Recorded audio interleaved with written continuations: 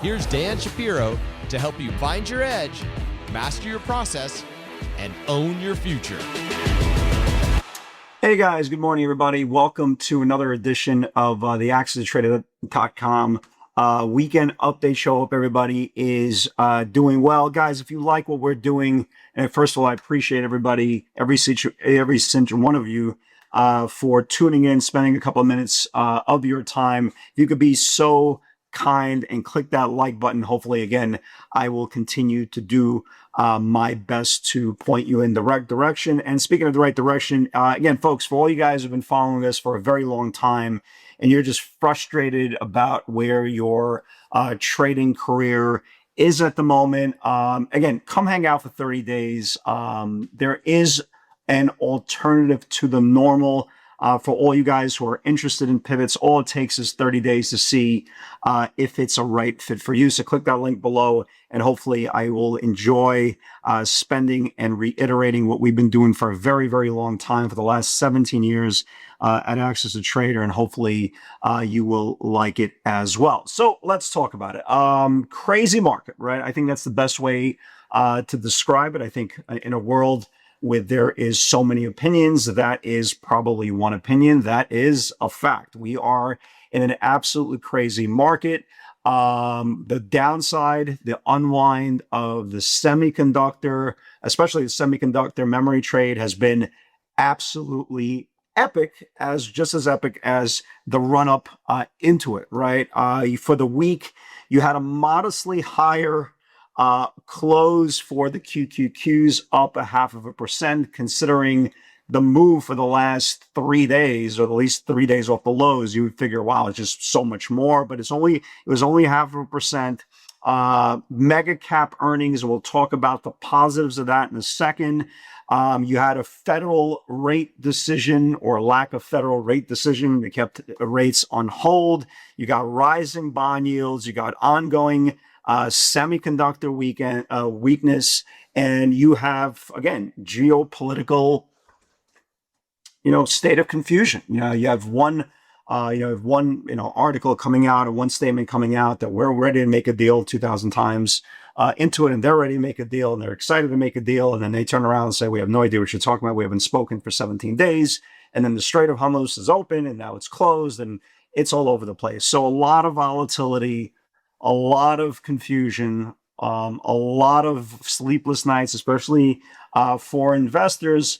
But there is a method to the madness. So let's talk about it. So if you look at the market, and again, for all you guys who are brand new to trading, brand new to technical analysis, we lost the 50-day moving average about 2.5 weeks ago, right around here in the 715, 716 area. If you've been following along video after video, we talked about the importance of it. I give you guys a lot of levels. I give you guys a lot of the levels on the QQQs when there is a macro event. So we talked about the 710, we talked about the 786, we talked about the 710, the 686, the 682, and all of that played out, and the Qs went all the way down to the measure potential, all the way down to the 661, 662 level, which is the 150-day support. And then the mega cap stocks came out, and they did a great job, right? Again, absolutely great job. So we're going to talk about data, okay, folks? Again, I'm not in the prediction business. I believe if any trader is out there, and I'm doing this for 27 years, if any trader is out there definitively knows and definitively reiterating their opinion of what's about to happen, there's no possible way. Okay, there's absolutely no possible way. There's too many variables, too many moving parts, too many fluid situations, especially in the geopolitical landscape, to really understand and make a definitive statement that I have the fullest conviction this is about to happen. You're guessing, right? You're guessing. I am taking data, right? We talk about data over everything. I talk about data from the previous day's session, and then I plan my day accordingly based on continuation of that sentiment, the continuation of that technical move. Are you wrong a lot? Absolutely, because how many times have I prepared for the market one direction and the market just went completely the other direction? This is the greatest part about technical analysis. You're not falling in love with the stock. You're falling in love with the range. Whether you trade Tesla, NVIDIA, Amazon, Google, Microsoft, whatever the case may be, fall in love with the range. Don't fall in love with the actual stock, because the stock is going to hurt your feelings. The stock is going to disappoint you. A chart will never, right? And it removes the technical, it removes the emotional bond that you have with the stock and lets you trade freely on both sides of the market based on the market you have, not the market you want. So how do we start today? Okay, despite this really impressive rally, right, from the 150-day moving average on the Qs from 661 all the way up to 695, folks, we are still 25 points away from the 50-day moving average. Again, if you're brand new to trading, above the 50-day is bullish, below the 50-day is bearish. That's kind of how it works. So somebody asked, I actually got a lot of questions about this. Well, Dan, do you think this was the bottom? Impossible to say, guys. Impossible to say. As much as I would turn around and say, sure, that was the bottom, right? That was the bottom. It's the bottom until we retest the bottom. There's no possible way of knowing, okay? We have a lot of earnings coming out. This week, as we saw last week. Microsoft, phenomenal 2-day move. Google, despite not having a great quarter, did a great job. And we'll get to the ramifications where it is right now and the importance of what it needs to do this week. Phenomenal move. Amazon, phenomenal quarter, right? Absolutely incredible quarter. Apple, not so much, right? Apple, not so much. But again, can any investor really be upset with the Apple rise? Tesla, look, for some reason, right? For some reason, and we talked about it last week, I felt at some point we were going to get a 10, 15 point move. We never got that move. We really never did. It kind of, even the day that the NASDAQ was up like 3.5%, that was like up $8, but it gapped up 10. It just never gave you an opportunity. As of right now, the stock is dead. It just feels like it's dead. Even when the last couple of days of the market's rallying, it never gave you a really good feeling that the stock is back, right? That the bottom has been put in, that the sellers got tired. What this is lacking right now, okay, what this is definitely lacking is institutional money flow. This is the first time in the last 7 to 9 years that I've been trading Tesla that I have not seen repeat aggressive call or put buyers in the name. I don't know what the hell is going on.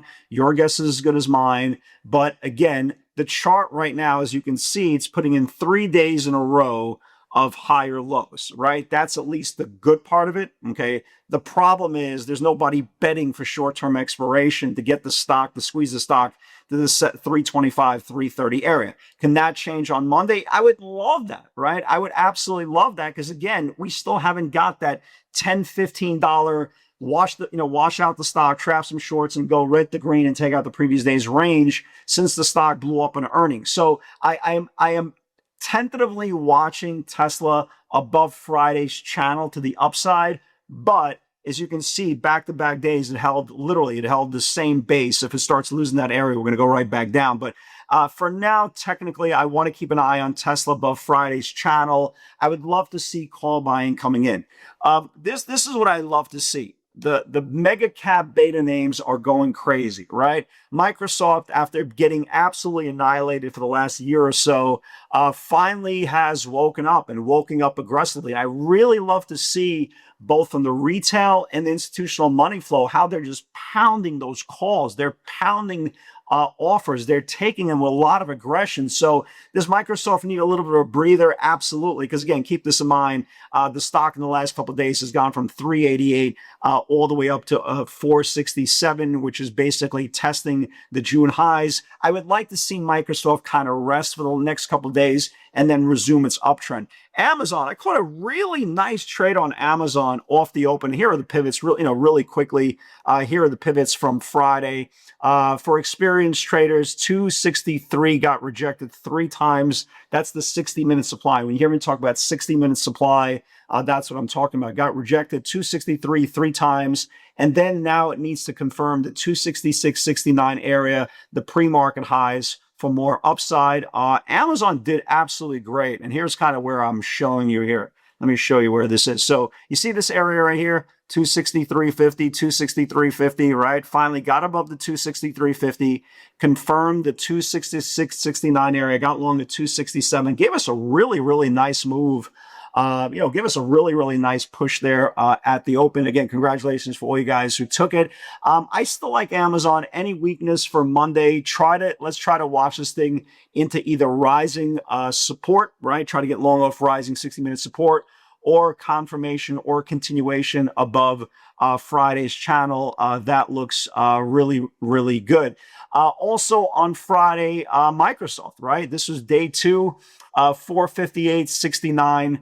We have a tier system, so 458.69. That was the pivot. Here it was Microsoft, right? It took out the 358.69. You can see here, beautiful move here, right? Took out this whole channel here and started pushing, pretty much close at the highs. Again, I'd like to see this thing rest for maybe a day or two before it reclaims. And Tesla, it confirmed towards the end of the day. I don't know if any of you guys traded. I was already long gone. The trade of the day for me, honestly, was the Google. If you guys remember, the Google bounce that we had was awesome. I tried to buy the first dip into rising support. So if you can see here, right, the first rising support here was this Bollinger Band. We got long. I actually put it on my regular Twitter feed. I try to help out on Fridays or even during the week, people who are not in the webinar. So if you go into my regular feed, you'll see if Google reclaims 349, you could trap shorts and go back higher. This thing went beautiful. My highest sale was in the 354s. So really nice move there as well. But this week, again, we got another barrage of earnings, right? This is going to obviously set the tone. So the question, again, I'm obviously not avoiding the question, but the question is, was this the bottom? Again, a little bit too early to tell. I think we're going to get a little bit more. I think we're going to get a lot more clues Monday and Tuesday. Monday, we really don't have any big earnings. Tuesday, you got Boeing, PayPal, who's been in potential acquisition talks. You got a whole bunch of Carnival, Royal Caribbean, nothing really crazy there. Corning, Seagate. Seagate comes out, memory name comes out, Teradyne comes out, another semi name. Wednesday is going to be the big day, guys. You got. Let's see here. I'm sorry, guys. I'm looking in July. Sorry about that. I am looking at July. Monday the 3rd. Here we go. Oh, here we go. Completely different. So tomorrow we have PLTR, right? PLTR, Snapchat. Let me see anybody else. Marriott, nothing crazy. Tuesday, you got SpaceX. Your guess is as good as mine. AMD, SpaceX, that in UPST, Pinterest, Spotify, McDonald's. And let's see here. And Friday, Wednesday, you got Disney, Shopify, SanDisk. SanDisk is going to be the big one, right? SanDisk is definitely going to be the big one for Wednesday and Thursday. Let's see here. I don't think anything on Thursday. Roku, nothing really crazy as well. So look, stick with the stronger names, right? Stick with the stronger names. The stocks that had big moves, watch for continuation, right? Watch for continuation. Google, I like this week. I'd like to see a little bit of weakness at the open because Google is very close to reclaiming back the 50-day moving average. Let's definitely watch that because if this thing reclaims, you can see it got rejected off the 50-day once, twice, 3 times. Friday was 4th. This 5th time the charm. We'll see, right? Amazon, we talked about day 2, right? Day 2. I like this thing into any profit taking and definitely, especially above Friday's channel for the upside. I definitely like that as well. Avago, watch this thing for the next couple of days. Again, same setup as Google. It needs to reclaim back the 50-day moving average. It got rejected once, twice, 3 times on Friday, the 4th time. Watch Avago as well to the upside as well. Tesla, I'm watching both sides. Again, it's very, very tough to get excited one way or another. Shopify had a pretty strong sell-off ahead of earnings on Friday. As you can see here, it held the 50-day moving average now once, twice, 3 times. Let's see if it loses to the downside. And Qualcomm didn't participate. No dead cat bounce after earnings. Let's see if it loses the earnings lows this week for another move down. So again, guys, if you are interested in pivots, folks, we're doing this for a long time. I've been hosting Access to Trader for 17 years. It's pretty neat. It's pretty neat. And the most important thing is it's a breakaway from the normal. Guys, have a great Sunday. God bless, and I'll see you on the field tomorrow.